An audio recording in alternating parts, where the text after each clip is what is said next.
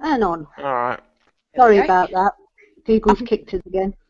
Not But many say. yeah.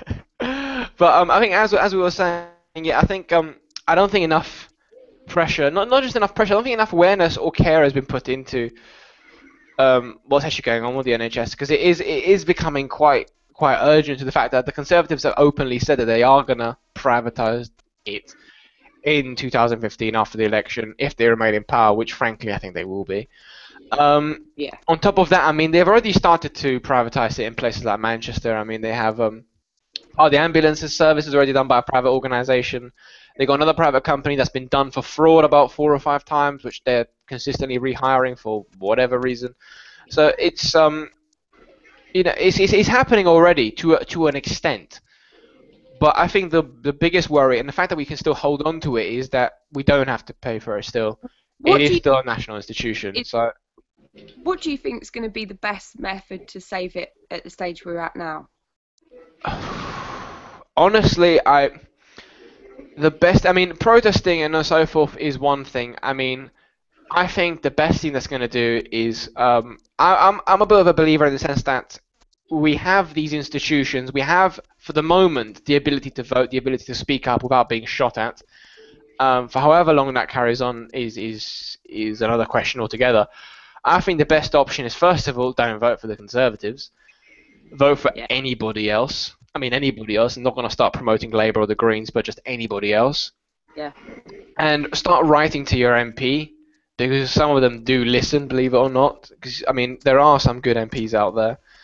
Mine And isn't just one. get into the street. I mean, there's the People's Assembly, write to them. I mean, it's I think it's all about communication, and it's all about I think this is an issue that affects everybody. No matter how healthy you are, I'm sure you visited the NHS for a cold or whatever else when you were a child. Even everybody, this is affects. It's not something like workers' pensions, which if you're a student doesn't quite affect you. It's not like if you're a specific worker. So, for example, teachers' rights affect only teachers. This is everybody. This is something that affects your health. Everybody has Yeah. health issues at God one stage in forbid, their life. like something that happens to our children, that's not really expected. But we all have parents and grandparents that we all love dearly, and they've already made it quite clear that they're willing to sacrifice our old if our old can't afford to pay for their medication. That's without a privatised NHS. That's a suggestion that they've knocked around as a possibility. And we all should be taken to the streets for the vulnerable that can't do it themselves, and Hmm. really pushing. I don't know. I don't know how you make them listen nowadays, because they just seem to do what the fuck they want. They don't seem to want to listen. But just do what It's we not a can. You've got democracy. the TTIP as well. There's things for the NHS in that. They will be definitely privatised through that. I mean, the TTIP, for example, I think if it's the same thing that we're talking about, it will give governments the right to sue. I mean, it will give corporations the right to sue governments if their laws infringe their profits. Yeah. How insane is that? Yeah. So if Government you was law. to raise minimum wage, and a corporation could sue the government for raising minimum wage, I mean, are you not going to get any increase in minimum wage if that comes in? Because no what government will be able to foot that bill. what that is doing, I mean, that is the coup de grace almost of privatization, in the sense that if that goes through, and it seems bleak, frankly, that will destroy any rights to go. I mean, again, it's all about these discussions we had, I think, couple of these sessions ago, about how it's not actually government's fault because they don't have any power anymore. They're just the yes men of corporations. Yeah. Yeah. And Yeah. whatever little power, I mean, at the moment, some politicians out there are fighting for the rights of people, and there are, but the little rights they have and the little power they have is going to be stripped away as soon as the TTIP bill goes through. The fact As soon as that fact treaty is, goes through. Ian, political parties turning almost into activists lately. Have you noticed that? I have to agree that I have to say that so many parties are joining us on these marches now and actually standing in support of us, which goes to show me that they realise they need us, and they know exactly. You look at the Green Party; they've sat in the background for a long time. A lot of their things, are very along the same lines. But I think they're starting to realise they need the people. This isn't going to happen without the people, and they're possibly coming round to a way of thinking that this whole this system is corrupt. And I've noticed a lot of them. You get Green Party members, you've got Socialist Party members, you've got all sorts marching with us and doing activities with us.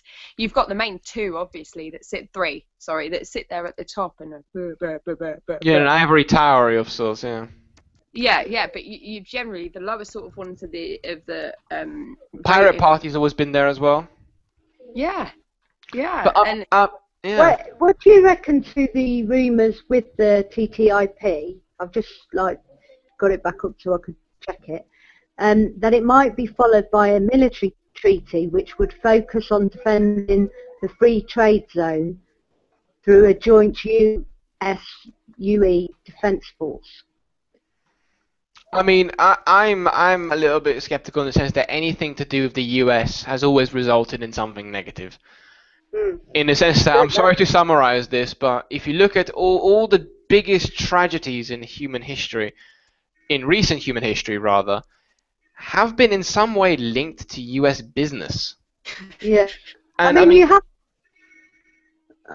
at it and I think, surely our military, I know that they do a lot of things that aren't great, but to defend corporate interests, to just basically change the law so that, a certain part of the military would be defending trade-free zones. I think that's criminal, frankly. It is. If I was a British soldier, and I never will be in a million years, fight for whatever this is, whatever this place has become, I would resign immediately, thinking, well, I didn't stand up to fight for a company to make more money. I mean, I just think, I don't know. Look at the words of what army is supposed to be.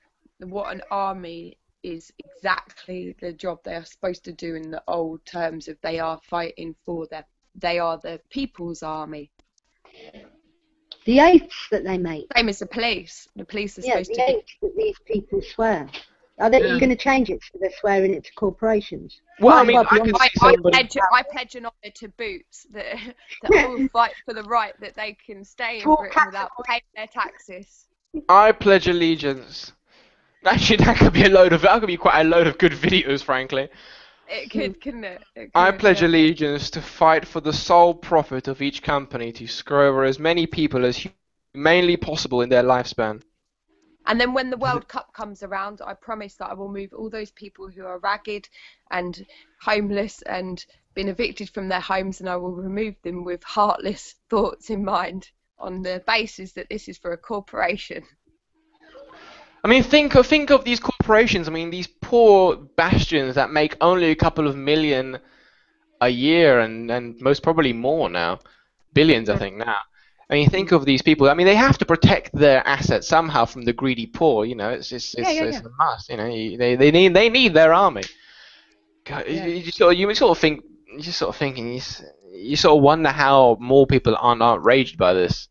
Yeah, and I think that's one secret. We don't know. The things that we do know about the TTIP and are leaked. Nothing. Everyone goes on about transparency, but it's a one-way transparency. We're expected to allow them into our homes, to spy on all our data, collect everything. But these investigations that they seem to do at Parliament and these agreements that they seem to make and all the legislations that they bring in, there is no transparency their way. And surely democracy is 100% transparent on both sides. They could just slap a order on it saying that no public discussion or anything over it or case for 10, 50, 100 years. They do what they want. Double lane, 100 years. Yeah, I mean, it's to the point where gone. For me, I didn't say anything. All right, sorry. No, I mean, I think it's to the point where it's. I mean, I'm sorry, but I'm going to have a little bit of a rant about a little bit of ignorance here as well from the people's part, because I mean, I'm sorry, but it is not that secretive. It is not, you can claim secrecy to a point, but I mean, how do we know about this? Because we Yeah. care enough to research. So I'm sorry, but that is not an excuse anymore. Maybe before the internet it was, but all you have to do is go online, type in TTIP, and there are hundreds of thousands of articles on there. And I'm not accepting, sorry, that, oh, I didn't know about this, to be The an fact option anymore, because that just means you don't are care enough.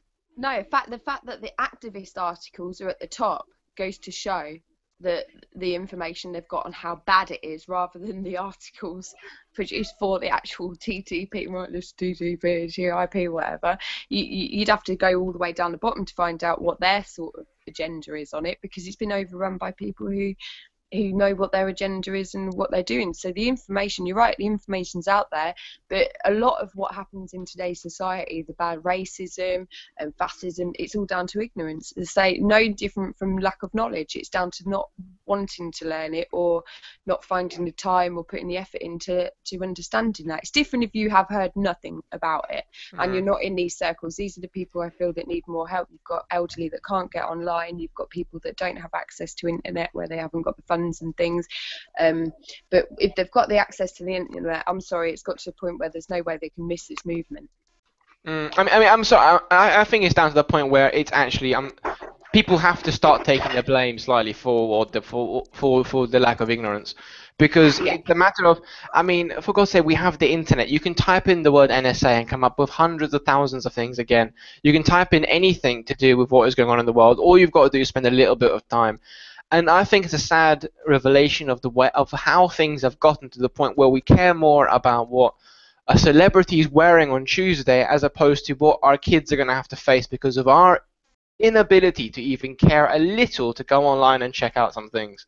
And I think that is shockingly terrible about it. And that's partly because of our educational system. Yeah, people keep saying, oh, they're asleep. Oh, in the first place, I find being awake or wake up and the term sheep, I find it really derogative anyway. I don't think it's a good term to use. We were saying that how do you class being awake? Are we actually as awake as we think we are? I think there's different variations of what knowledge you've got. It's like I said earlier, was that in a world so full of knowledge, we're all limited to how much each of us can take in. So we're never going to be awake to the point where everybody knows everything that's going on, everything. So to a certain extent, some of us are semi-conscious and some of us are out cold.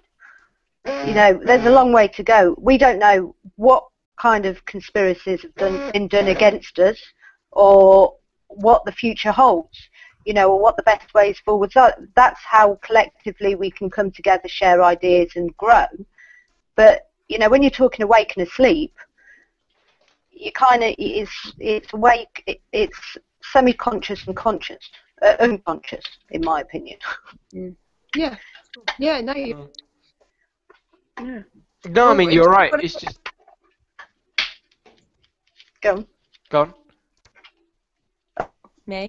I think Kay was going to say you're going to talk at the same time. Got something, yeah, Kay? I was going to say, did you want to move on to your one then? But if it's not finished, moving on. Carry on. Yeah. Yeah, I think we should move on.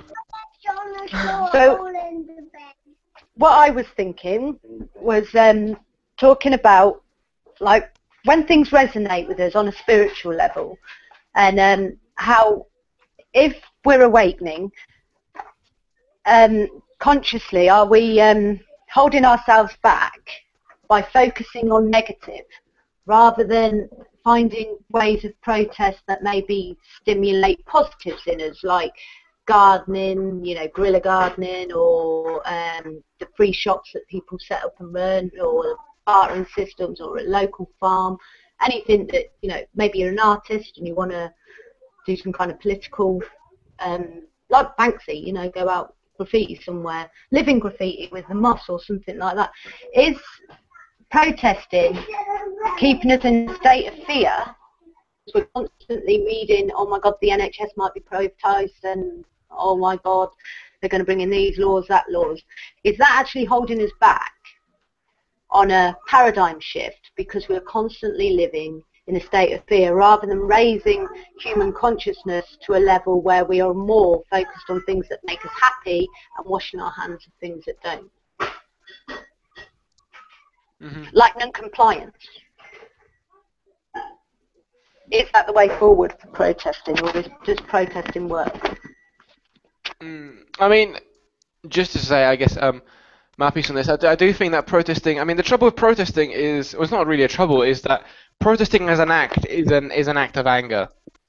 You know, that's what, I mean, you're protesting not because you're happy, you're protesting because you're annoyed that something's happening in government, you don't like it. So the whole point of a protest is to economically cripple the city you're in, to give the government a statement, because obviously all they care about is money and economics, so you hurt them in money and economics to the point where, okay, damn, enough people care about this, I can't keep going the way I'm going, so I'm going to have to change it.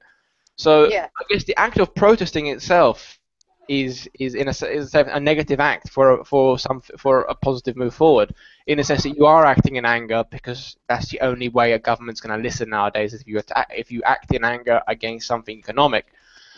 Then again, I guess it's a matter of, well, what about the whole of activism in general? What about, instead of just yelling at these people saying, I want a different society, why don't you go out and create your own society and forget this one? Because you are a human being on the planet Earth. This system is something that people created to live in a certain way. If you don't like it, move on and go to something else. And when enough of us do that, there will automatically be a shift. Yeah, I mean, this is exactly what... It wouldn't be so scary to people. You know, they'd see that there was somebody built a hobbit hole somewhere, and they're living quite happily without council tax and bills and work. So in that way, but it's like, how do you manage not to focus your attention on things that maybe don't uplift you, like the NHS, because they are so important. Need that information at the same time. I mean, there are ways, and I think this is important why it's so important to study history, because this has already happened before. I mean, think before capitalism, there was feudalism, and a load of rich barons and capitalists, industrialists, didn't like the fact that the royals had all of the power, had all of the say, so they decided to create another system, and they did, which is the system we live under today. They just decided to hell with it, and they started to create their own system. And eventually, once enough industrialists and so forth moved off, the kings and royals decided, actually, we need these people, and then the system shifted because they were in need of the capitalists instead of the other way around, because they're the ones that made the money in that system. So it's happened before, so it can happen again.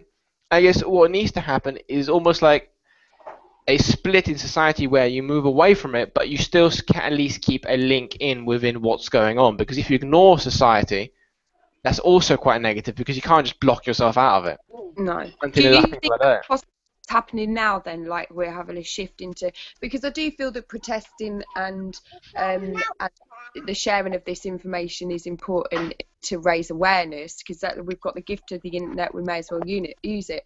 But do you think possibly this is the point we've come to now, where we need the shift of the direction we're going in now, of actually showing people this is how we've told people are aware. We've just stated just then that possibly now we're hitting ignorance, because people are getting to a point where they're like, yeah, what are you going to do about it, because nothing else is working? Well, this is what I'm going to do. I'm going to bugger off over there, I'm going to create my own community, and I'm going to make this work for myself. And I think the problem is, I think people do want to do that, but the opportunities are so difficult to move away from the way that the government has set up our system. They've made it incredibly hard for us to move away and be like the feudalists, and how they moved away from the kings and queens. Maybe the shift is a little bit more difficult than we kind of want it to be. You know, possibly. I think it depends. Go on. Go on. I was going to say, when you break it down, all as it is a change of mind for the majority of the population, and then you'll have success. Without uprising, without violence, without things, if you can reach enough people to be pissed off enough with the system that they want change, it's not beyond the realms of possibility that you can get it just with change of opinion. I mean, in a very, very practical sense, because I think it is true that people are to the point where they're annoyed with all sorts protesters because they're saying, okay, well, you've yelled enough that you don't like it. What is your alternative? And I think in a very, very practical sense, what the movement needs as such is a load of people with very little to lose that are able to set up another community as such to show people exactly how it's done. And it needs to be people that that have very little to lose, simply because, let's be honest, if you set up a system and it works, the powers that be are going to become very, very nasty. That's just the way things are. That's just the way things are going. And they're only nice to you at the moment because we're following the rules. Well, some of us anyway. Yeah. And what I'm saying is that what we actually need is a group of people that are willing to do this and create another society. And also, there's also another practical reason that in America, for instance, there are groups of individuals that are setting up little villages of sorts where they're just in their own community, creating, using products that are within their community, growing their own locally, and doing everything within themselves without a need of money. The only problem with that, yeah, but if you've noticed, it's under an availability kind of status, so that you have to contact them, and then you have to do an interview, then you have to show what you can put towards this thingy. But there are people around, like you've said, it's the most vulnerable society that have nothing to put into this. They have no skills to put into it. They can't just get up and take their kids and move over to this community unless they're guaranteed some form of security. So you've got these working farms and things that are running, but they're not attainable for people who are physically stuck in a situation. If you've got a young mother and she's stuck with a part-time job, can't get anything else, where she's literally living off of the tax credits, and same with an elderly person, they're just stuck living off that. That would mean giving up their money, moving to this community and putting into things. But there's that worry of, what will happen to my kids? Are my kids going to be all right in this community? Am I going to move away, give up everything, and then the community's going to fail? You've got no security for the people who are actually being affected by this to go to. There's no opt-out of society. This is what I always think. We're born into this society, right? No one's asked me before I was born. Do I want a prime minister? Do I want money and all of that? Yeah. And in this system, there is no opt-out clause. You'd have to have money to be in a situation to get the land to even contemplate an off-the-grid thing. And how much of the land do you actually own, really? Because if they wanted to get it back off you, I'm sure they would. Yeah, like Dale Farm, for example. Yeah. Yeah.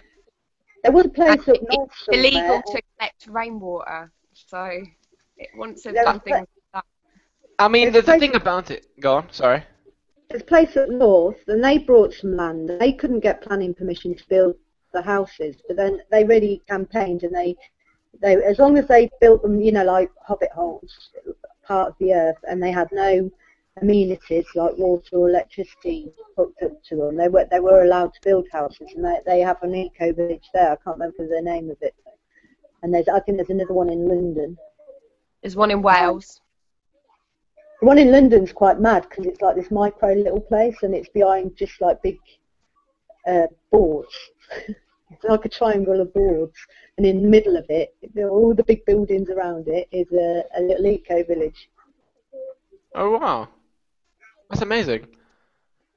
But it looks like a building site with the boards up around the outside, so they're obviously trying to hide it. I would. I mean, yeah, because obviously some real estater is going to get hold of that, and then that'll be the end of that. Then you just kick him out eventually, especially because they're in London. But I mean, also it's a place of geographical availability. I mean, in America, for example, you can just pick up and leave, go in the middle of the Midwest, and nobody's going to bother you because the government doesn't know half the stuff that's going on in their own country. Whereas in Britain, because we're so small, everything's so compact. Yeah. That it is, I mean, physically just a lot harder to do anything here. Just because all the land is partially, I mean, don't forget that all the land is owned by the Queen and the royals. I found the best way to deal with that. I live on the border of a county, and what I do is it's still in reach to the kids' schools and stuff like that. And what I do is I move from county to county, and I've possibly never stayed in one house for more than a year. And the kids stay at the same school, They have the same friends, the same sort of areas, but that county line is just right near where I live, so I can hip hop, hip hop, hip hop. Once you're off that council's books, they're fucked. They don't know where you are. They're like, where have they gone? They write you a few letters, and then they're just like, there's another one gone. And then you start afresh in that new county, and then it takes a while for them to build up their like profile of what you should be doing, what you need. Move back to the other county. Because then they can't get a grip on you in the way of where they plant you into that kind of I just flip and hop, and they kind of lose place of where I am and what I'm sort of doing, and I just don't like to be tagged down by them personally. It's like, no, I'll go where I want, and if you bring me a rule that I don't like, I'll just fucking move to the next county again. I actually border on 3 counties, but it's about 10 miles out for the last one, and that didn't work too well because we were driving to the school. It was like 10 miles every morning, but we stick to the 2 now. But I mean, it's about availability and possibility as well. Yeah. Because I mean, let's take the TTIP, sorry, as an example. If, say, I mean, even if that law went through, and 80% of the world wanted to live in another society, and they did. Mm-hmm. Who cares? I mean, in the end, the TTIP is only a piece of paper if nobody else cares about it. Realistically, it's only a piece of paper. It's the weight of the belief that piece of paper has that's the problem. Yeah. And if we started to hold the same kind of beliefs, and then also there's the other argument of, so if you don't want to abandon the society because there is so much built around it, you could, in Britain, for example, we forget that we're not under the laws and statutes that these governments are pushing for. We're under common law. Yeah. And anybody that knows a bit about common law, for example, you don't actually have to pay any road fine, just to give you an example, any parking ticket, because you have the right to park wherever you want, as long as you put a sticker that I can't remember exactly what it says, but you can look it up quite easily. There is quite a few people, because the common law, the actual law on driving. To drive is to do commerce. It's not to travel. You have to be involved in commerce, the legal definition to drive. So that's how they say that they're travellers. They're not. Yeah, you travel. You're not driving. I'm travelling. You're travelling. Yeah. Yeah, it kind of gets it out of the law. But we're going to. But with common law and Magna Carta, that just again shows, we had certain rights that were protected. But they just amend them and change them without our consent. Magna Carta. They still have a budget that goes into it.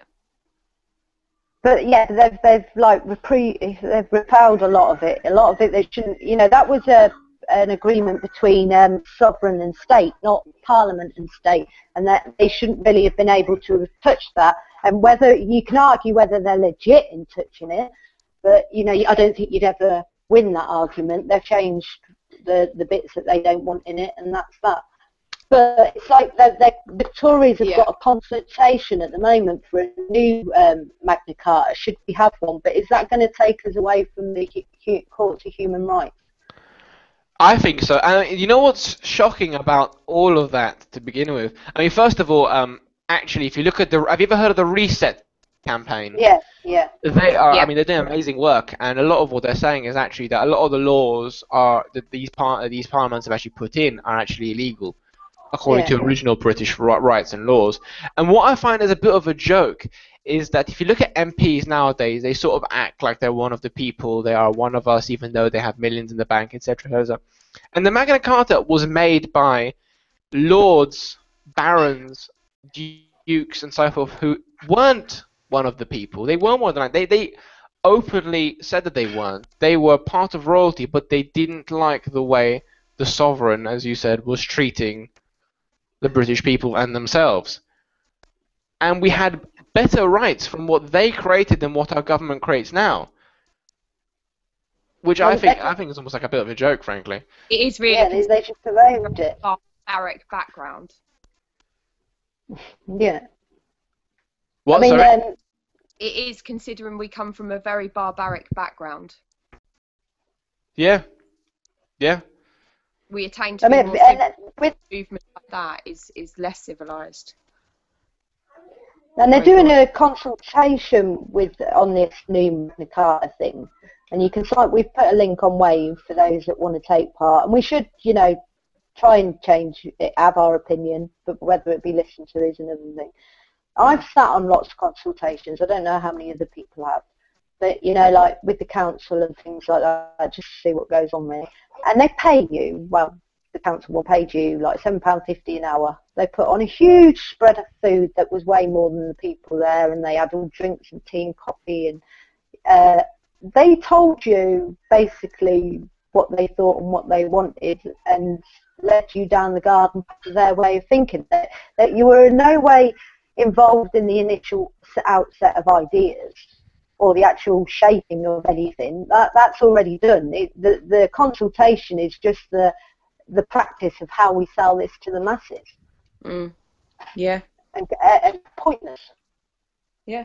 And to be honest, the fact that the council, I mean, if I said to the council at the time, I said, the fact that you're paying me £7.50 a year to sit here and be part of the town planning thing, it's disgusting, because I should be here free.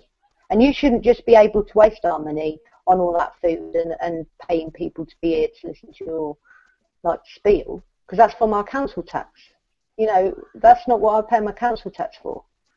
No. It's not like if they had a consultation on fracking, the people consulting on fracking for the council will all be pro-frackers, and it will be pushing their agenda. It won't be impartial. There is no consultation in, you know, gauging opinion, really. But that's not what consultations are about anymore. Consultations are about proving what the government said. But it's just about strengthening what they're saying. You know, they're saying, okay, you know, we've done these consultations. These people agreed, so obviously it must be right. If in the consultation people don't agree, then they will just forget about it and they won't even publish it. But there's times where we've gone along and we've ignored that, so we've allowed them to pass this through. But now that's what I think. Even though it's right that we're on the wrong paradigm, we are promoting things that are bad, but we're also at that time flagging up things where people are now like, no, I'm not going to do that. The water cannons, for instance, they stormed the building. They went in there. They're like, no, this isn't happening. Yet they still went ahead with it, even though there was so many people that had what we're doing now is revealing that, yeah, all right, you have got people saying, no, we still don't give a shit. We can do it. It's We're like revealing that they're not a democracy. We're just proving that they're not a democracy. But we know that. I mean, the fact is that I think what a lot of the movements need to understand, and what the movement in general needs to understand, is that we know that they're not a democracy. We have, I mean, with Snowden, with WikiLeaks, and etc., starting all of this off realistically back when they started, and I mean, the way they hounded down these poor people just for telling the truth, automatically showed the first signs of what these governments are about. And what we've realized is that we are no better than how we first started when democracy was an idea. We're in the exact same place because we have gone full circle. Our families and our parents before us have fought for democracy. And now we have lost every single right like we had. We have it for the moment because for them it's obviously good to have it. You know, because I mean, to show them that. Do you think, you've studied history and that, do you not think if looking in the future, if there's anything there and future historians are looking back, will they not see us as callous and barbaric? As you know, like when they do about the Romans, they go on about how gluttonous they were, and they'd have these big banquets and they'd gorge themselves, and they'd, you know, like they found mass graves of babies and things that we all would think is barbaric. But do you not think that as a society we are just as barbaric? The wars, the birth defects, the things like that, you know, that we're not we like to think that we've moved on and become more civilized, but we are no more civilized. We're as selfish and as deadly as ever.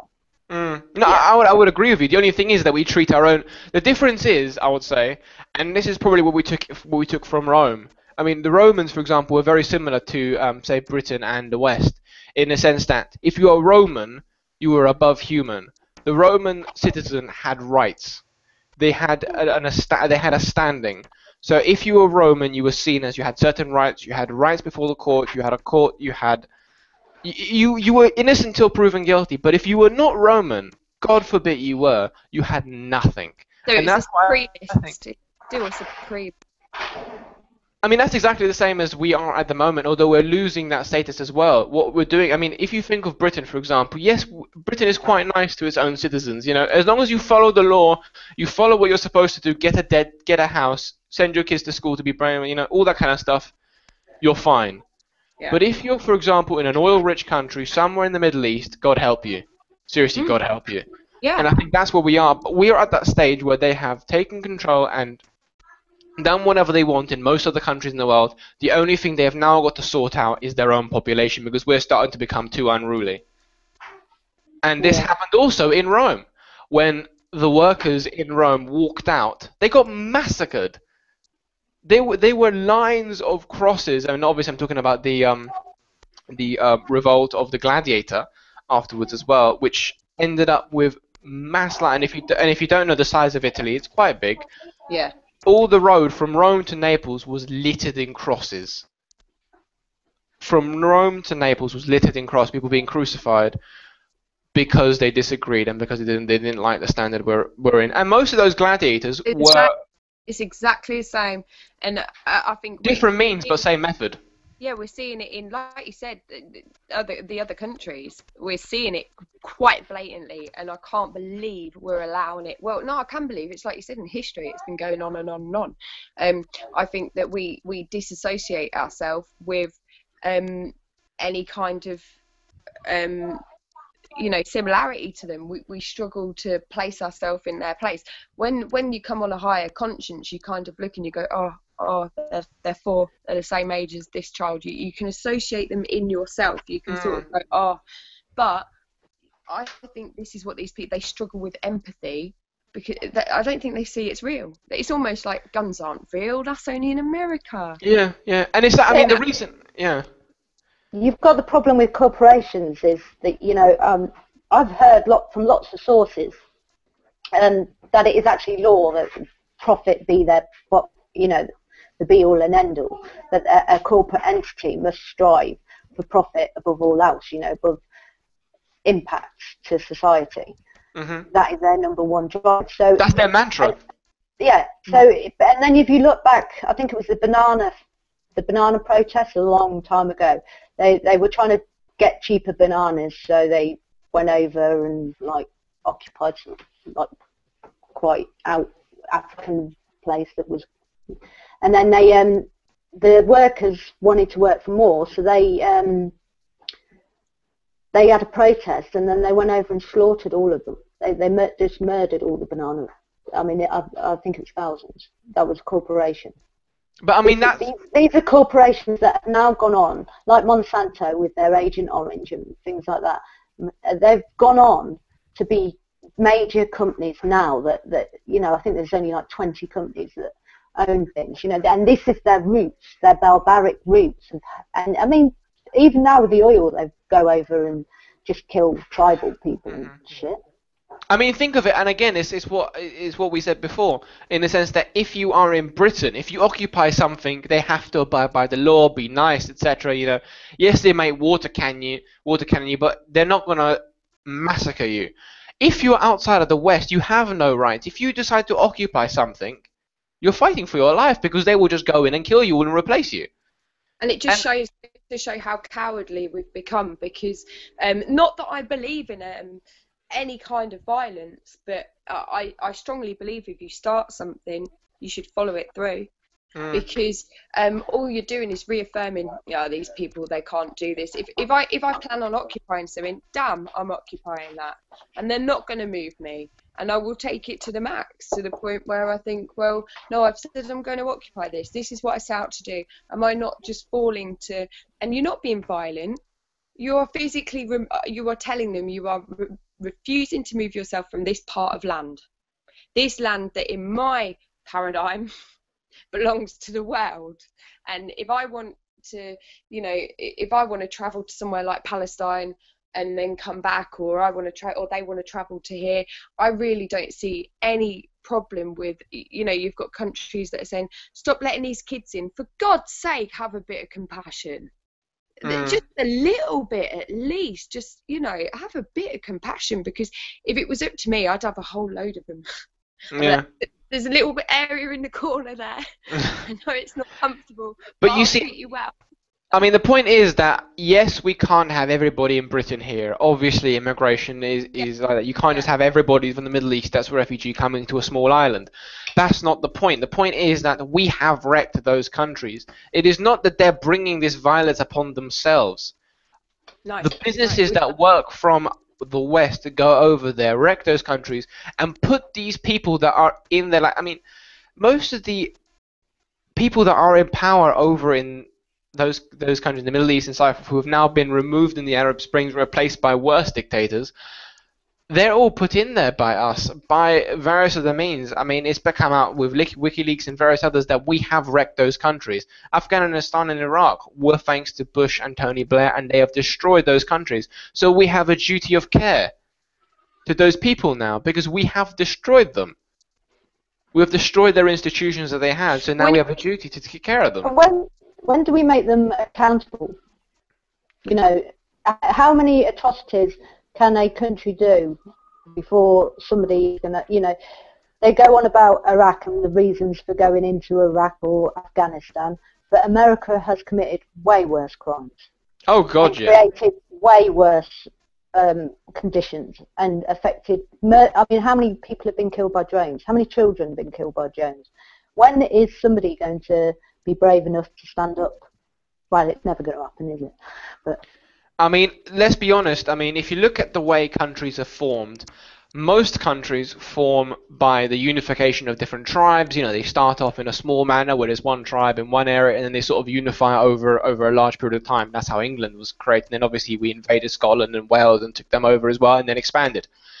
America, on the other hand, which is effectively the world leader at the moment, and the reason for the current paradigm or status quo, as it were, America wasn't formed by small tribes unifying. It was formed by a load of Westerners going over there, annihilating the indigenous peoples of that land. And when I say annihilate, because most Native Americans don't exist anymore, to the point where, I mean, there are a few left, but let's be honest, they are basically extinct. My great-grand's Cheyenne Indian. Oh, really? That's fascinating. Yeah. So I mean, there isn't many. I mean, and that is something that a lot of people don't know. If you ever wanted to have something quite funny to read, if you're ever bored enough, pick up a history textbook in an American high school. The amount of rubbish that is, it's like fiction. They believe, and they genuinely believe this, that in Thanksgiving, what happened was that the white settlers pacified and joined hands with the Native Americans in a cold winter to bring in the harvest. What actually happened, if you look at European history books on this topic and academic papers, is that the white settlers were dying and the Native Americans gave them food to survive the winter because they didn't know how to grow crops in their new land. What happened afterwards is that the white settlers decided, okay, these people have food. The next day they slaughtered them all and stole all their food, so their children started starving. Which is, I mean, that's the kind of mentality those people had, to the point where the Native Americans... Huh? Yeah. It still goes on. I mean, in the Aboriginal I mean, it wouldn't. Why would it change? Natives, you know, the way that they were supplied alcohol and they were given these social issues to contend with, as well as the destructions of their homes and lands, and their children taken off them to be indoctrinated into our way of life. It still goes on, and it's barbaric. But I mean, why would it change? And think about it this way: that country's ethos is like that. But the thing is, if you it is. Yeah, but when you think of it, when we're talking about how awake people are, you think when people first come to the movement, at this stage I'm at now, I can sit there and say, right, well, that must be false, because I do not believe in what 9/11 has been represented as. That must be false. This must be false because of the indigenous people. I've looked this up. That's got to be false. These people are being taught at schools by this brainwashed by this government, and then we're expecting them straight away to understand that everything they've learned is shit. Just shit. And then we expect them to just go, okay, that's all right. There's going to be that moment you're going to have anger, denial, panic, paranoia, suicides, doubt. You're going to have everything ranging before you get to that stage where you are in that paradigm where you're like, okay, so this is how it is. That's how it's happened. This is what we need to try and do. And let's try and do this. But you've got to allow these people to go through these moments to fully take in what they're taking in. They're taking in everything that they're taking in, everything they've known to be a lie. So when you've got these people that are just suddenly waking up and realizing, when people were saying, why aren't people waking up and moving? They are, and that is why now we've got FEMA camps set up, why we've got the government ready to bring out water cannons. They know we're waking up. They know it is working, whether we like to believe it or not. We're out. We've got people online going, this isn't working. What's happening? It is fucking working. Otherwise, they wouldn't be getting the water cannon out. They wouldn't be getting this kind of thing out. So what they're trying to do is promote an uneasy kind of, if you do this, we're going to trash you. That's just not going to happen. If we stay peaceful, we stay bang on what we're doing, we stay totally focused on how we want things and what we're going to do, non-compliant, self-sustainable.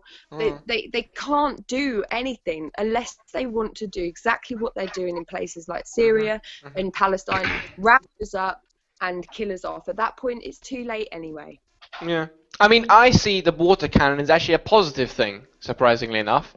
The reason why I see it as a positive thing is not because I have any reason to like being water cannon in the face, but the fact is that when things like that happen, it's like you've said, it's positive. It is now becoming desperate for them, in a sense. If you look at, for example, the way India became independent, they first gathered people. The British tried to ignore it. It didn't work. They started to punch them. They started to beat them. They started to shoot them, but they kept peacefully marching around India. And then what happened? Once they got to the point where they just kept beating people up to the point where they're all bloody and dying, but nothing's happening, you can't force anybody to do something. You can kill them, but you can't force them to do something they want. And frankly, what working class people need to realize, and what everybody needs to realize, is that they need us as much. They need us. We don't need them. They need us to keep this society alive. They need us to keep this society the way it is. Yeah. So you society have to is just an idea. Exactly, it's just an idea, and their idea requires a lot of people at the bottom end. Yeah. And if these people at the bottom end suddenly decide, okay, we're not going to do what you want unless you pay us. Shall I move on to my one quickly? Yeah, let's go for it. I didn't actually know what time it was. Yeah, let's go for it. Sorry. No, it's all right. I said it about 2 seconds ago. That's why I was like, it's the lag, I think. But yeah, are you sure? Do you want to? No, let's go ahead. Let's go. Do you want to finish that? Huh? No, I was just gonna say no. It's just Sure. Okay. All right. Well, my next one. Go on, Mario. Finish what you were saying. No. I was at the end point. I was just gonna say that I think it is just a point where it is a positive thing that things are getting violent on their end, because it just means that they're getting worried. Simple as that. Definitely. I think they're very worried. Okay. Yeah, because they know more people are gonna get. I think a lot of people are going to lose their homes, and a lot of people are going to lose their jobs. Those people have become more desperate, and they'll want to stand. You know, they've worked hard all their life. They're going to want to make a stand. It's like they said, you can't. They're using the ones that are just waking up by instilling this in them, because the ones that are higher, they're thinking, right, we know this isn't going to work, we know what their plan is, that what they're doing is taking the ones that haven't yet got to the point where they understand exactly what's going on, and they're going to fuel this, and they know that if they can cause a civil unrest, they've won. They know it. Yeah. But let's go on to your one.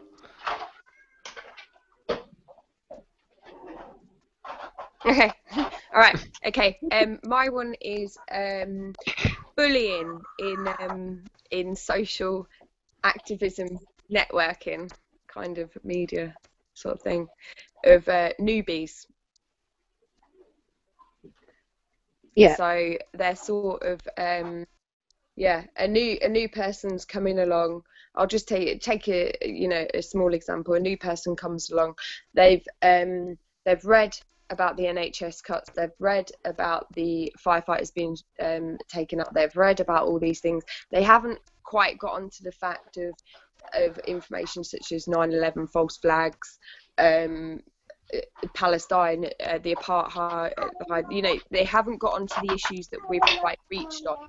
So they're not totally 100% that when you post things out with the ISIS and stuff, that it could be propaganda.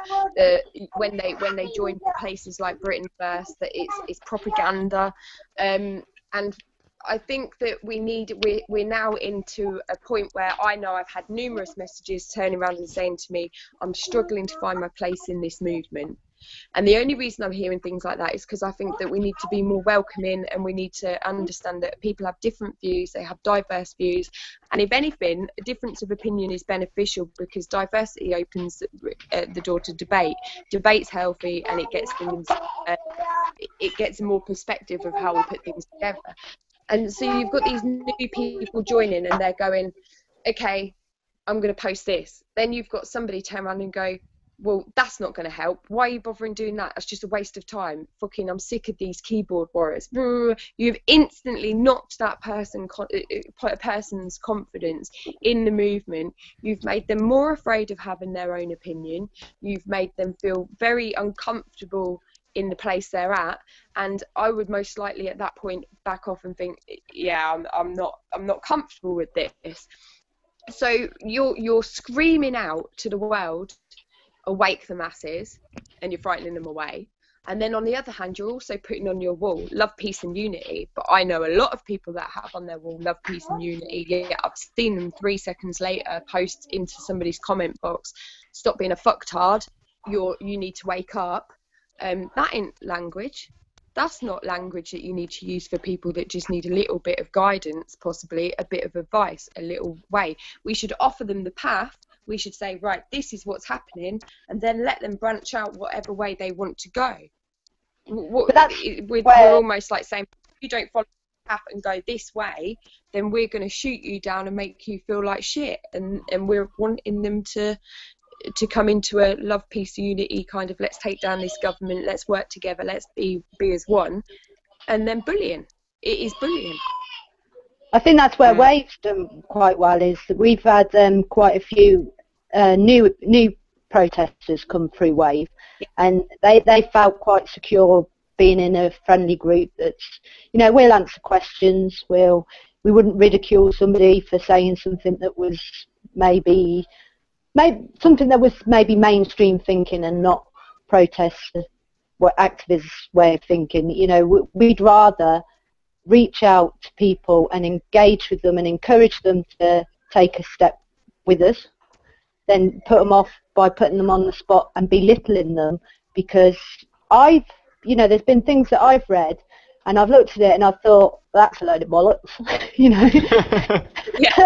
And then a few weeks later, it's like, oh shit, that was right. We've all done it. We shouldn't point the finger out and belittle people for doing it.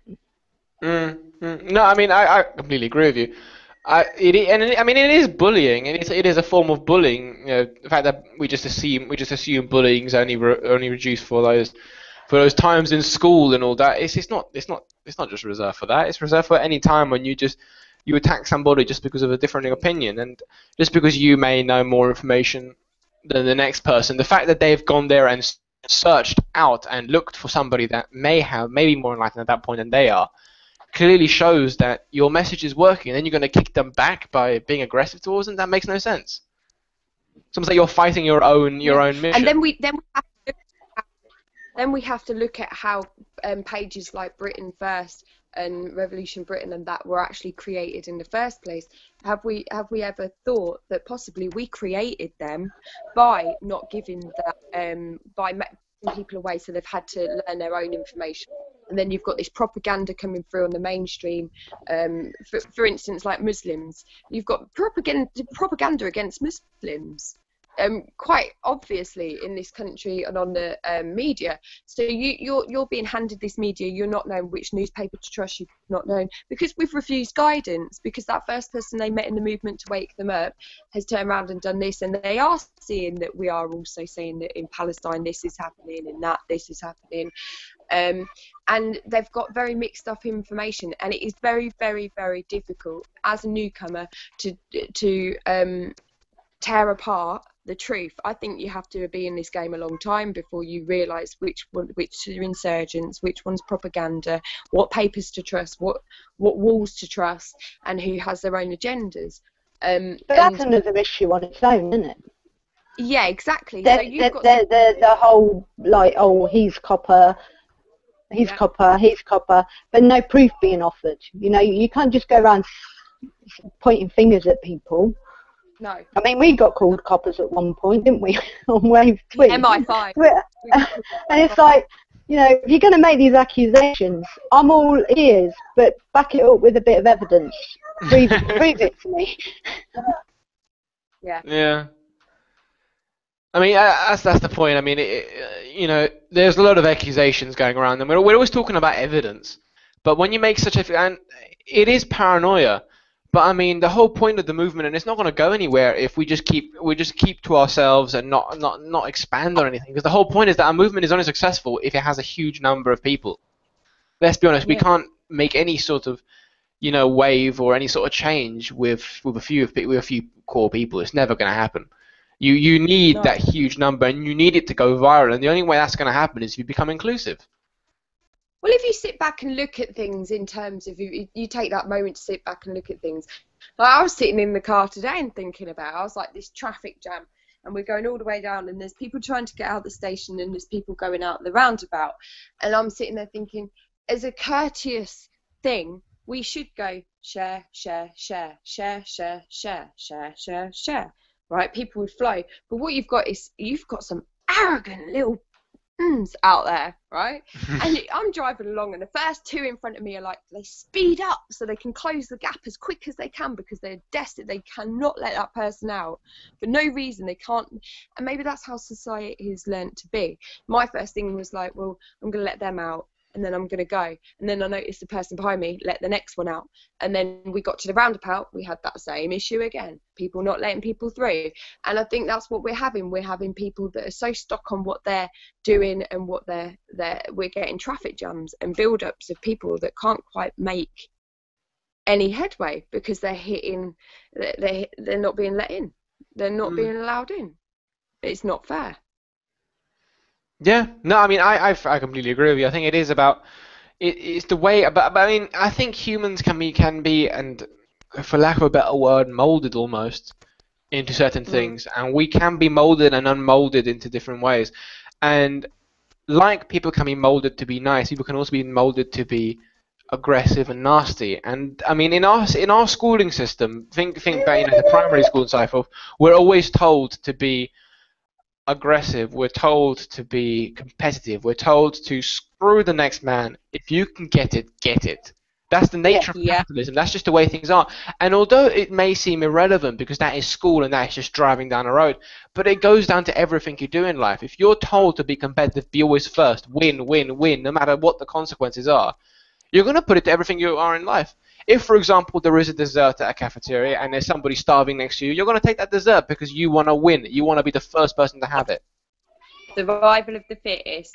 Exactly. And the problem is, all right, you've got the circle of life. You do have survival of the fittest, but we're not animals like that. And anymore. We were never. No.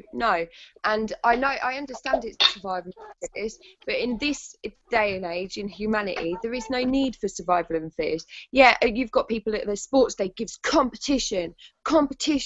All competition creates is a divide instantly. What is wrong with saying, all right, competition may not be as healthy as we actually thought it is. Maybe working together is a better way forward.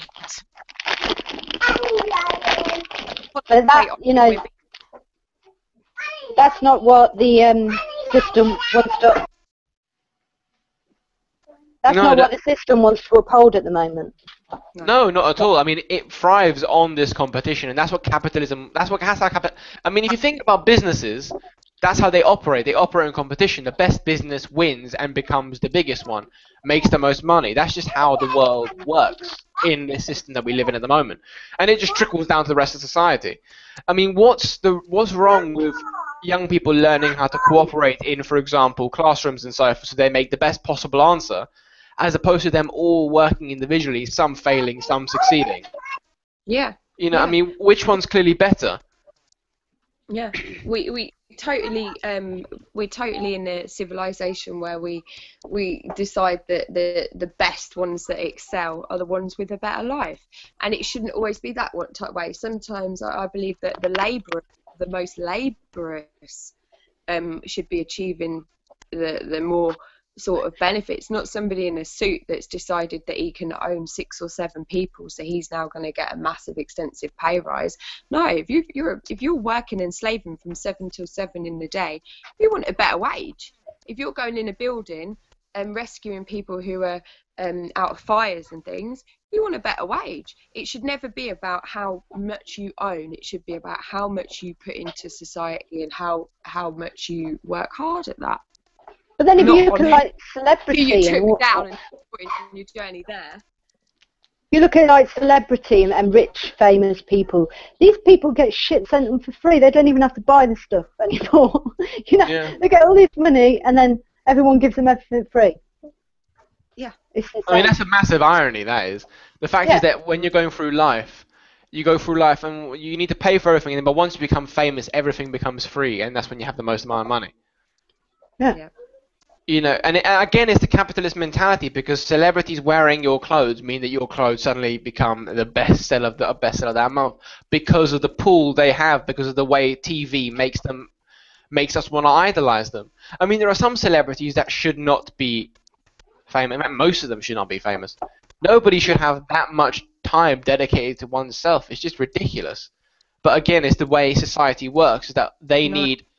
It's almost like companies need a human face, because they're so corporate. They need a human face to identify with the clothes, with the perfume, with whatever.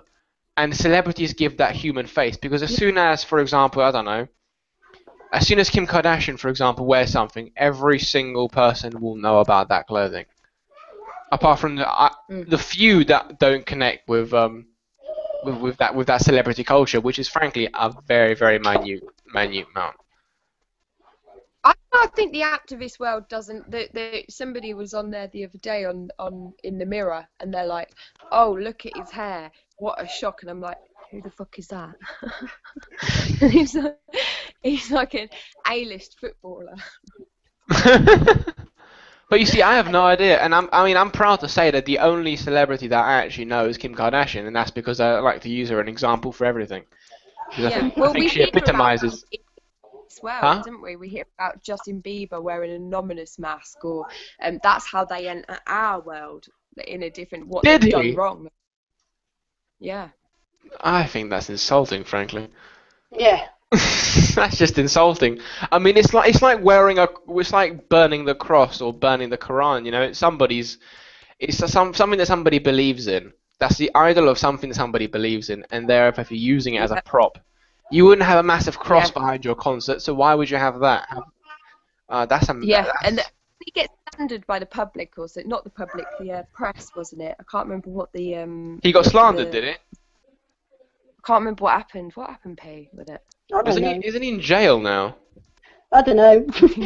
I know they didn't want him in. He was Canadian, and they were trying to get him deported from America, and they had that big petition. I know when they had Kurt Bieber on Twitter, he just got caught smoking a joint, and I thought Kurt Bieber was a charity gig where we would like send a spliff to Bieber. I didn't realise it was teenage girls cutting themselves. It's crazy. I thought, he's got enough fucking money, tell him to buy his own. Yeah, the society is so far-fetched. It's unbelievable. The only time I see Justin Bieber is like he does stunts like that. He's got the Anon mask on, and then the other one was you've got the video on YouTube where he's got the flicky eyes, and it's like Justin Bieber's a lizard. And that's the only time I kind of see snippets of these celebrities. Yeah, I mean, I don't. I think celebrities are the epitome of what's wrong in society, in the sense that you want a grouping to sort of blame and to sort of look at. I think they're the epitome of what's wrong because they're the ones that are there doing something stupid as soon as water cannons get published in London, for example. They're the ones that will do something outrageous as soon as the governments do something to remove our rights. They're almost like the clowns of capitalism in the sense that they amuse you while the government is doing something wrong. Yeah. And Hey, they're being used as much as we are, but I think they're probably getting a slightly better cut because at least they Yeah. get to live a Well, better you life. think but I think when they get I think we're actually. I think a lot of celebrities don't get what you think. You know, when Yeah. you go and revisit celebrities that we maybe knew from 10 years ago, they haven't necessarily got Charlotte a Ch- great lifestyle. I think a lot of celebrity is illusion. Mm. You know, they don't all meet up and have these big parties together. They just live normal lives in normal houses. Some of them make phenomenal amounts of money, you know, where you're talking like worldwide stars. But your average Blicky eyed. person, the average person on like Coronation Street. In fact, my kids go to school with Joe Joyner's kids, who was in EastEnders. She was married to Max, can't remember her name. She had breast cancer, I don't know. So, you know, she just lived in a normal house. She's been on telly, she's done a bit of acting, but day to day you wouldn't peg her any different to us. But we tend to have this illusion that she has some great lifestyle. But I mean, I wouldn't actually think of those kind of celebrities. When I think of celebrities, if I'm totally honest, I think of the Rihanna. big stars. You know, the ones that Rihanna. are always plastered all over adverts, the ones that are Yeah, always on TV doing something stupid. I mean, the Miley Cyruses of this world, for instance. yeah, Or like you said, the Mm. Justin Biebers, or the Kim Kardashians of this world. Those kind of people are the issue of society. Because let's be honest, I mean, seriously, who reads about people in Coronation Street apart from the diehard fans in that select community? The people that those other worldwide celebrities, are the ones that are always shoved down in your face continuously. yeah. Yeah. And I think those are the ones that effectively are, in a form, connected to the reason why people are so detached from it. Because they're, as I said, they're the ones that are making you amused while the government removes one of your rights. You know, a lot of celebrities, like maybe not so now where we've got like the YouTube celebrities. I do think Justin Bieber started on YouTube, didn't he? And To be honest. I don't know. I just remember my son saying that because we've got YouTube to thank for him because my son don't like him or something. And Oh, nice. but you got like a lot of celebrities are quite damaged people. Mm. Like emotionally, they crave this need for admiration and desire and worship. You know, they some of them have been abused, and that's why they crave that thing. You know, but some of them they're so insecure that they can be so easily manipulated into Well, taking Russell whatever Brand, stance. he went into his plight on getting. He wanted to be a celebrity. He wanted to know. He wanted it all. He wanted everything. And then he realised when he got to it, it actually doesn't change it. People still hate you. Just now, a different type of people hate you. Mm. I mean, I mean, yeah, go on. I was just going to say, well, I know they get rewarded for what they're doing, but I think a lot of them are quite damaged people. Mm. Again, I mean, I think they are the epitome of what this system is. This system abuses people that are at the bottom of society, brings them up, and then destroys them. In the sense that afterwards there is nothing left but an empty shell of a human being, because you get hounded by the press. You get your own specific, paparazzi journalist that hounds you continuously, hounds your family. If you ever have kids and so forth, you have all these issues with them as well because they get hounded by the press. It's a life that it's almost like you're cursing yourself by taking all this money, but you're gonna have to pay for it eventually. Nothing comes free in the world of capitalism, and if you have this much Privacy. amount of money, With celebrities, it's a lot of the time it's your privacy, isn't it, that you're paying with. That's but I it. mean, I don't think we should. I don't feel sorry for them that much because I mean, if you want the fame and fortune, you can't think that it's gonna come free of charge. The society that you live in, this very, very aggressive society that you live in, will want something in return. And often, in their case, it's their sanity. They And want when to bleed them dry of their sanity. they build people up and they knock them down in the most horrendous ways sometimes. Yeah, the You know, paparazzi. you've got to be quite hard-nosed, I think. But I think some of it is kind of a pacifier for society. I mean, when I grew up in a children's home and life wasn't always great and I lived in a fairy tale world in my head, and I'd see these stories of celebrities that grew up in care and gone on to do things, or you know, you hear sad stories and things, and you kind of think, well, maybe that's the purpose. I'm going to, you know, do you know what I mean? It's kind of for children. Maybe it kind of, another form of control is pacification of if something goes wrong and you manage to make lots of money and be famous, then it's all worthwhile. It's like it's a lesson that you have to learn to get there. Does that make sense? Yeah, no, I understand. I mean, it's sorry to mention history again, but it's the same reason that organized religion, was invented in a way. I mean, if you think about it, if people in Africa, for example, and Africa is a very, very religious continent, if half of those people realized or understood that actually it's not like that, religion isn't like the way they thought, I'm pretty sure there'd be mass suicides tomorrow because the conditions that they live are unhuman. Seriously, I mean, they work for $1 a day, sometimes not even that. And they do it because in their eyes, okay, I take shit now, but once I die, I get to live a great life in heaven.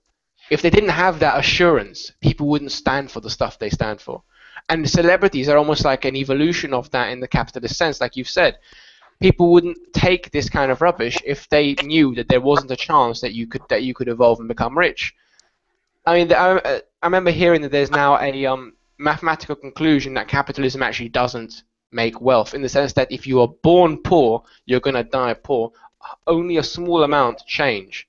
And the majority of them, the people that are rich now, I mean, if you think of the well-known entrepreneurs, like the Virgin guy, what's his name? Richard Branson, and of course the guy that invented Facebook and so forth, of this world, the entrepreneurs, most of them only managed to do that because they had a very, very wealthy family that backed them to do what they did. So in actual fact, it's just a passing on of the wealth. Because, I mean, we're forgetting that Mark Zuckerberg was in Yale University. That's not cheap. His family paid for his way. He didn't have to take any job, so he could dedicate his whole time on creating a new idea. Most working class people have to work for most of their life. You don't have time to think as much as other people. And on top of that, if you have a great idea, good luck trying to get help. Because you need finance, you need money to make money. If you don't have it in the first place, how can you possibly make it? Now turn that into a joke with things like Dragon's Den. It's like a joke. Oh, let's see if you can come up with anything worthwhile, and we'll make a barter with you. But we're going to take as much of it as we can. So they've normalised courtocracy. Well, BBC's advertising. Normalised. The BBC is blatantly advertising with the Dragon's Den because all of those items that go in there become bestsellers. Yeah, it's ridiculous. Prime airtime, and they basically create the next craze. That's fucking advertising. Yeah, definitely. I mean, yeah, it's kind of like, it's like X Factor though. I can't watch it like that. It feels like watching kittens being drowned. It's like, oh, fucking hell, really? I mean, it's these people's hopes and dreams, and it's almost like these people's hopes and dreams, the 99% hopes and dreams, getting drowned repeatedly and laughed at by the 1%. It's, again, sorry to bring in history again, but it's like back in the day when lords used to bring in poor people to laugh at and just ask them about random things about English and so forth because they knew they weren't educated. They would just laugh at the way they speak. It's the same kind of humiliation. But what makes it worse is that people by their droves lap this shit up. They like to watch people be built up and knocked down, and that is, you know, where we could find more unity with our fellow man, rather than this country loves nothing more than building somebody up onto a pedestal and kicking the fucker away. They really, and that's not just the 1%. Car crash TV. Yeah, that's not the 1%. We've got to a point where people are enjoying the demise of others because it makes them feel better about themselves. Because their lives aren't going the way they planned either. No. What we view as feels like they're drowning kittens, they're seeing it as comedy. They're like, Yeah. oh, look at that. You know, Because it's they're like, forgetting like, that oh, the amount of damage that does to yourself. They're forgetting the amount of hurt that actually would create if you were in that situation. Yeah. And I think what it's easier to do, it is easier to laugh at that and think, okay, my laugh's not that bad because at least I'm not him, or at least I'm not her. Reality is exactly, that and such small little indiscrepancies, like little things like, well, that would never happen to me because I've got a job. To me, that's a discrepancy. That's nothing in the world of humanity. Ooh, you've got a job. Wow, that makes you so much better than me. Is, you know. Got a Hello? job this week. Next Yeah, week you haven't. The thing is, it depends, because then you've also got the other side of humanity that goes, well, you weren't very good, so ha, you deserved it. No one deserves it. No one actually deserves to feel, all right, they do deserve things. I think the word deserve is chucked around, you know, when you've got someone like that woman off of Benefit Street, White D. When she's getting death threats, she's getting this, she's getting that. Does she actually deserve it? Because that is what society turned her into. That is what society brought to her doorstep. It shows you that. When I watched Benefit Street, I spent most of it feeling sad, feeling upset when that family from Poland, I think it was, or whatever, and they had no electric. Yeah. And he was worried about his life and stuff like that, and I felt so bad. And then I was like, God, this is gonna be amazing. When this comes out, people are gonna feel. And then I forgot that we're very unempathetic and discompassionate. oh come on, we voted for UKIP. I was like, what? I think that says it all. Yeah. Yeah. Unfortunately. Yeah. I mean, we have to learn to be more empathetic towards fellow man, I think. No, we do, and I mean, what's really, really sad about Benefit Street is that apparently a lot of the footage that they shot, they showed it specifically to make it in the worst possible manner available. Yeah, I mean, I thought so. I mean, I remember seeing only some show. I didn't watch a lot of it because I tried to watch as little amount of TV as I possibly can because it's got a lot of it, so much crap. But I followed it all. I mean, what I saw was a load of people getting pushed to the edge because of the society they live in, and it's even in the micro sense because the place that they live in, there are no jobs to fit into a society like a normal person, like the way the government expects. They are pushed to the edge, and I remember seeing that guy, I think it was a 50p man, who drove around. At least he was trying to fit into capitalism. He was trying to, despite the guy. It's almost like this guy was sort of saying, you know, I can be capitalist too. I can do it. You know, I can be involved. It's not that hard. Struggling to be able to start his own business, and also it was like, you know, and the capitalists over there laughing at him, saying, "Oh, look at him trying. You know, you're a joke." Yeah, and that's the way they saw it. We don't actually view. Whereas when I watched it, I think I took out all the good bits, because I have to admit, when I first watched it, I actually thought this can't be that bad, because I felt really sorry for that Polish family. I felt like, you know, next day in the papers, tell them to fucking go home. It's like, oh. So I think it's also how we've been trained to perceive it, because I did not perceive it the way they perceived it. I felt so sorry for that couple, that young couple, where he was sent out on a job where he was never rewarded for it. He wasn't going to get paid for that, and I was ultimately deeply upset for that couple at that point. Yeah, I mean, we forget how. I think with them, like some activists, especially like right-wing activists, extremists, they, you know, will diss White D and go on about the benefit system. But I think you have to, like, for some people, it is a choice not to be a slave. You know, we might not agree with it, and we might think, well, we're all entitled to it, but for some people, it is a political statement. And really, as a society, if we do not have that safety net, then we might as well just call ourselves slaves. If there is no choice not to work, you are a slave. If you have to work, you are a slave. And you might as well just call us slaves. You know, I don't really like it when somebody's 10 years on benefits, and, you know, I tried when my husband lost his job, and we got refused any benefit. You know, we've got 4 kids. We had to live a year without any income. You know, I get pissed off with the way the system is, but I admire someone who stands up and says, fuck you, I'm not working, I'm not buying into this, I'm just doing what I want. It's their life. Yeah. You know, the benefit bill is not as big as the bloody tax gap, is it? No, not at all. I mean, you know, it's yeah, yeah. Is it hard when you look back? Was it medieval times? What was the hourly pay? What was the hourly working times and stuff? In medieval times, I think you worked 14 weeks of the year.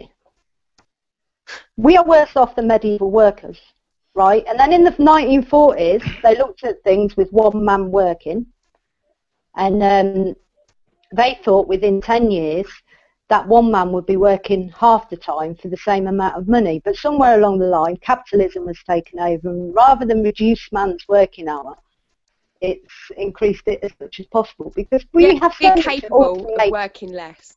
Yeah, the amount of jobs that could be automated nowadays. Yeah, I mean, we could be.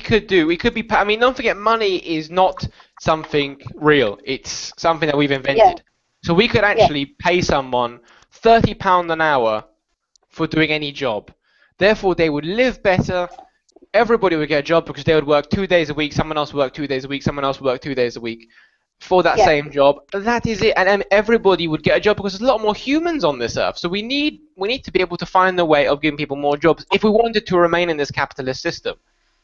Yeah. And don't forget that also in medieval times, Friday was also a sacred holiday. So we had 3 days of holiday as opposed to 2 each week. Although now it's go down to 1 because Saturday is now a working day for most people nowadays. Yeah. So we're actually becoming even more, we're working more and more and more. Yeah. We're not evolving, we're devolving, we're going backwards, you know. Evolving electronically, but who cares about that? We've forgotten the power of working. It don't help right. If you're going in the wrong direction. Every time we've got change, like working change, where we've got ended the workhouses or anything like that, it has been because fellow man has stood together and fought and said no. And that's what we need to get back to. Enough, you know, we were talking the other week, weren't we? We were saying that unions weren't really working. You know, so how can we, you know, what can we do to unite everybody? Again, because that is how you're going to get the fair working things. But it's going to take everybody, not just one or two. Everybody involved. And people. Yeah, because it can't be just one person. They need to be nicer to people, and people might come a bit more. Well, we were talking about how maybe unions, because they are, for working people, straight away they are cutting out a high proportion of society that aren't working and are poor, and then there's those that are working and can't afford the memberships, and we were saying that maybe unions should be free on their memberships. I mean, I don't think unions should be free on their memberships because, as we said again, unions could use that money to save up for a rainy day and create a bank for strikes, for instance. Yeah, but then we evolved on to, well, maybe they should be free for the members, but there is a tax like you've got for the employer to pay, which funds the union. I mean, yeah, but employers are rich, so. Yeah. So that way, because when you've got like a vote for a strike now, say like only 50% of your members vote, you could have 70% of your workforce not even on as union members. So the actual proportions supporting you is quite small. Whereas if it was free for all, maybe people would take a bit more of an interest. I mean, I think what should happen is I think the government should take slightly more care of the unions in the sense that they should force employers to first recognize unions, because I know of some employees that don't actually have unions because the unions aren't recognized. The unions shouldn't have to fight for their own. The government, because the government is of the people, therefore the unions are of the people, therefore they should be working together. But then we're back to that whole problem that governments aren't governments anymore, they're corporation owned. They've got no power. You see, I mean, if, for example, again, I mean, yes, we believe, that the governments don't have a lot of power because corporations are the ones that pay for their wages, for their what's it called, for their manifestos and so forth. But they lie to us, so why couldn't they play their own game? And, for example, nothing's stopping a government from getting elected on corporate money and then turning their backs on the corporations, giving power to the unions, taking the corporations to account, demanding them pay tax, because they've got 4 years to do it in. It's not like the corporation can then remove them, because once they're democratically elected, that's it. Then it's down to the government. So yes, the corporations may decide, okay, fine, we're going to cut all of your funding next election. Okay, we've got 4 years to fix this. And by the way, we could then also get money from the unions if we gave the unions power to take money from the people, from the corporations. Therefore, the money would then come from the unions. So the parties would still have power. I think it's a matter of, would any party take that risk? Yeah. Because, I mean, you've got 4 years afterwards to sort things out. Even if the corporations suddenly decided to not fund you anymore, you've still got 4 years in power. But that funding, I think you're thinking, right, if, say, like, Labour got in, and Labour said, right, we're not having this anymore, shouted out all that was going wrong, named the corporations, blah, blah, blah, took a stance, the people would respect them that much more and vote for them that much more because they were putting their country first and the citizens first. They wouldn't need half the budgets that they need to promote themselves because they'd already have won the people on a mass scale. Yeah. Yeah, because a lot of their funding goes on advertisement and putting out and selling themselves, doesn't it? So if they haven't got to sell themselves so much, if they've already got to that stage, then surely a lot of the funding anyway would decrease. Have you seen the Labour thing for the NHS? It's like, what number NHS baby are you? It's just like a massive data mining scam. It doesn't ask you like your time of birth or even your second name or where you were born. It's just like your name. It gives you like a random number. I reckon they just makes it up. Wow. But the details you do put in, because apparently you need your email to find out what baby number you are on the NHS, you will get signed up to all the Labour bump. Yeah. Yeah. That's crazy, isn't it? When you think well, people have been going mad for it because when you look at it, you think that you're actually going to find out what number baby you were born on the NHS. But in the small print, they do say the figure's just estimated. So the whole thing is just pointing. It's a marketing scam, yeah. Yeah. well done. I mean, it's ridiculous. It's terrible, really. It is, but well done. It's a massive con. Yeah. But this is what they don't seem to be getting, Labour, is that this is what people are hating about the government. When they say that people are disinterested in politics, this is why people are disinterested, because of the snipe games that you keep playing. And, I want a parliament that it doesn't matter what side I'm on. Whoever stands up and says the best idea for our fellow citizens, I will agree with. Not just because it's like the opposition going, oh no, that's a rubbish idea, poo poo poo poo, when actually it was quite a good idea and would benefit lots of people. Why can't, maybe party politics needs to go? I think it does. I mean, I think personally that all political parties, registered ones with an elected representatives, should be funded by the state. And not have all this rubbish about corporate funding this, corporate funding that. Because think about it. I mean, if all these parties were given money from the state, a budget each equal, you would not be voting them by how big their budget is. You'd be voting by them from their ideas. On top of that, I mean, people would say, oh well, why should my tax money go to the Conservatives? I'm not Conservative. That's not the point. It's the bigger picture. You're funding democracy. You're giving your taxes are going towards democracy because someone else, your next door neighbor, may have those views. And that next door neighbor is paying for your views as well as you're paying for theirs. So you're paying for democracy. So it's not about giving state funding to political parties because you don't want your taxes to go there. It's about stopping the likes of huge businesses giving millions of pounds to Conservatives. They can run huge advertising campaigns, blowing the Greens and other parties completely out of the water because they can't afford to match it. Yeah. That's why they're getting elected, because these two parties have a huge amount of budget. Who was that man in America?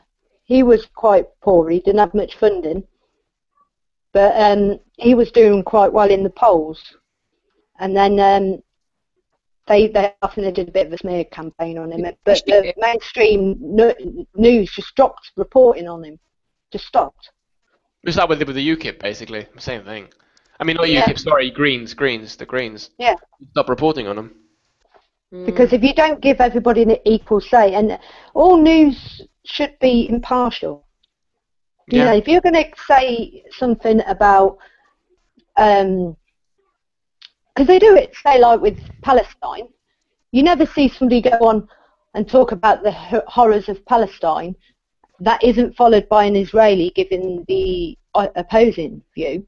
So when you're talking politics, why not take all the main runners, you know, not just the top three, which would include UKIP getting more airtime, but also Greens getting equal say, because to me it's just like they're pushing forward UKIP. They're building up a hype around UKIP. Yeah, because I think, you know, could you imagine the next election, say UKIP formed a coalition with the Tories, Oh, because God, they got help us all. and Boris Johnson took over leadership of the Tory party, which I think he does want to do. Could you imagine like a country run by Boris and Nigel? God help us all, seriously. That would be the time to pack your bags, I reckon. You couldn't. I mean, that's when you got to pack up compliment and leave. I shit. mean, that's the end of that.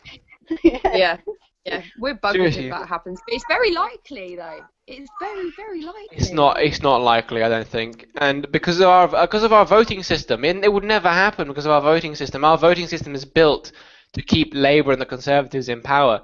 UKIP got so much support because the European elections are fairer, because they go on a different voting system.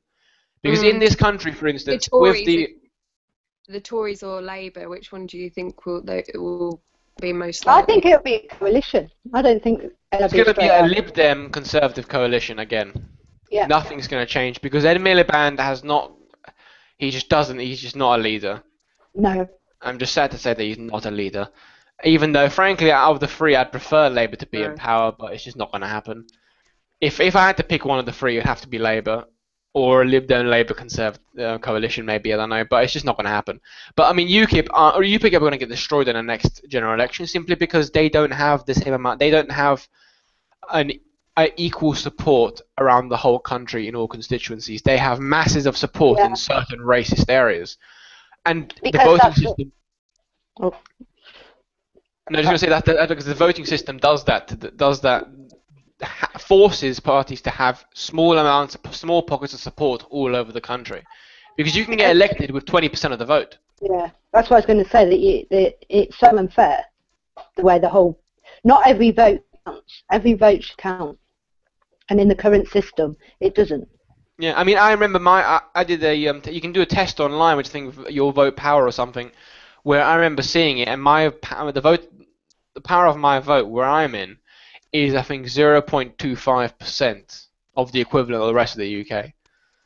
Just to say, because I'm in a solid Labour ward and it's never going to change. I'm in a solid Tory ward, and I don't think that's going to change. They're bloody muppets. But Tories always vote. That's the problem we've got. Yeah. What do you think with what coalition do you think would come in? Me? Yeah. I think probably a Tory Lib Dem. The way that might break down is we've started to see the nasty side coming out of the coalition in the run-up to the election where they're dissing each other. Whether that does enough damage, because they have been quite nasty about Nick Clegg and he might have a bit of an ego. He might go with Labour, but I doubt it. I mean, I don't know if Labour's going to get enough seats to make a government. That's the problem. I think what's going to happen is... Actually, I mean, the most realistic of options, and I think the most interesting of options, is we may have two elections coming up quite close to each other, in the sense that what I think may happen is the coalition might break down next election. They refuse to make a coalition with each other. And then that means that the Tories would have to lead with a minority government, which means that they would have to call an election a lot earlier. And maybe that would then sway towards Labour. I think that could be quite interesting if that does happen.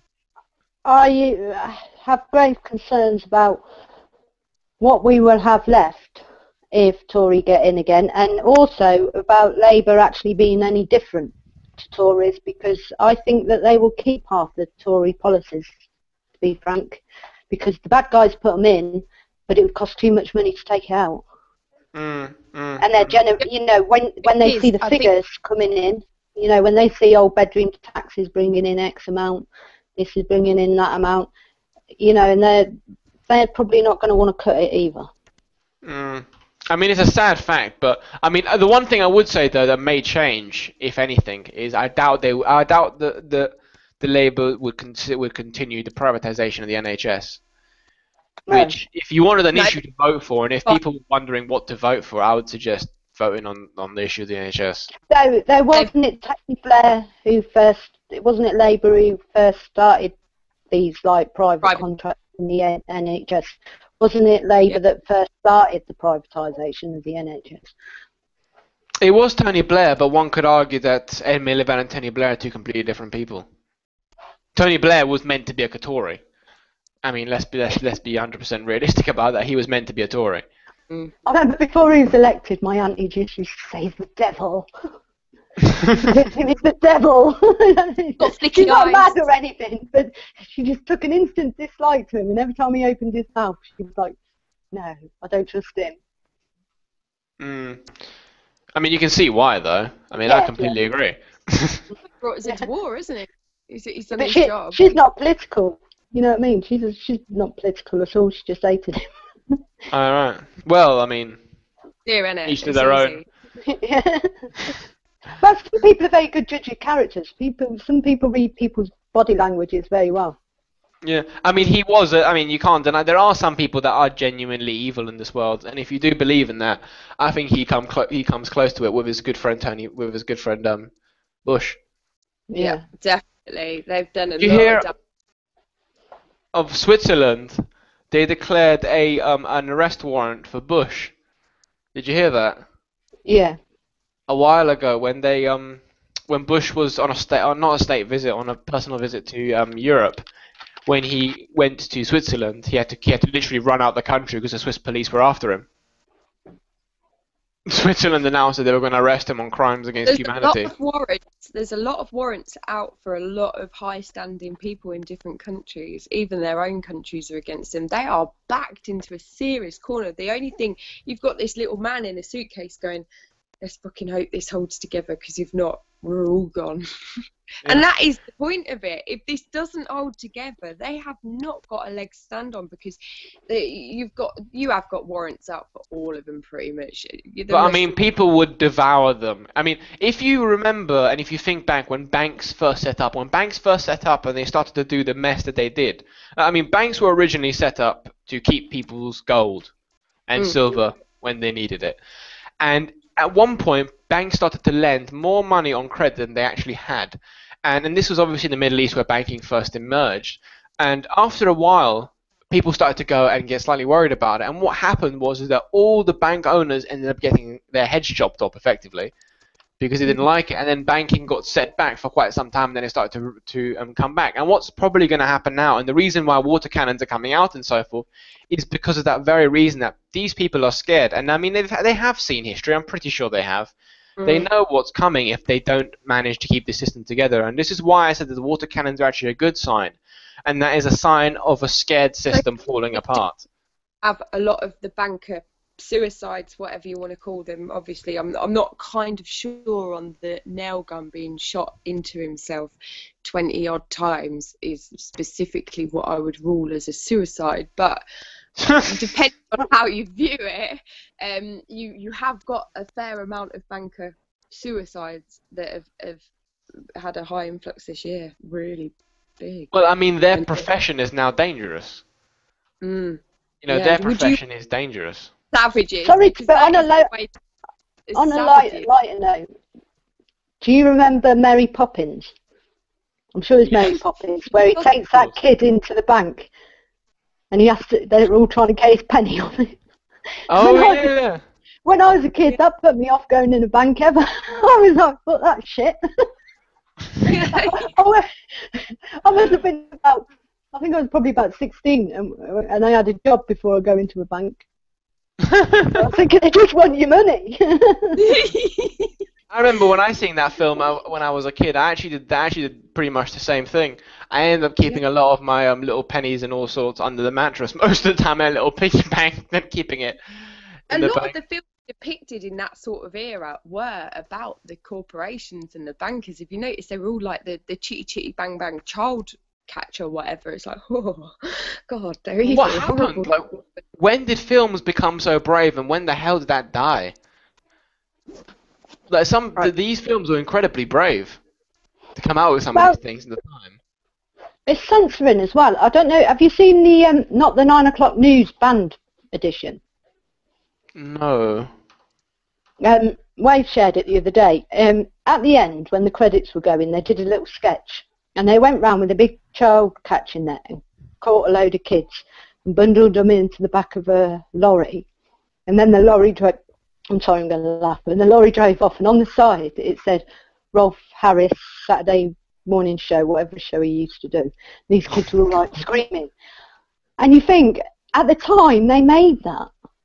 You know, whether it was just a coincidence and they were taking the piss out of kids not wanting to watch it, or whether it was, you know, the something more rumours of it sinister. being a dirty old man. You know, we won't know. But there have been a lot of things that maybe are more thought-provoking that are filtered away from us. I would say that this is again censorship. It's again of a paranoid system worrying because they don't know where to go from here.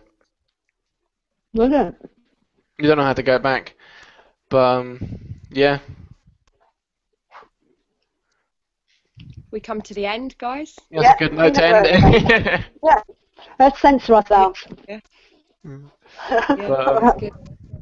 yeah, that was good. Yeah, we'll chat again next week. Next week, Thursday as always. All right. Yep. Reach out soon. Take care. Take care. Bye bye. Bye bye. Bye. Bye.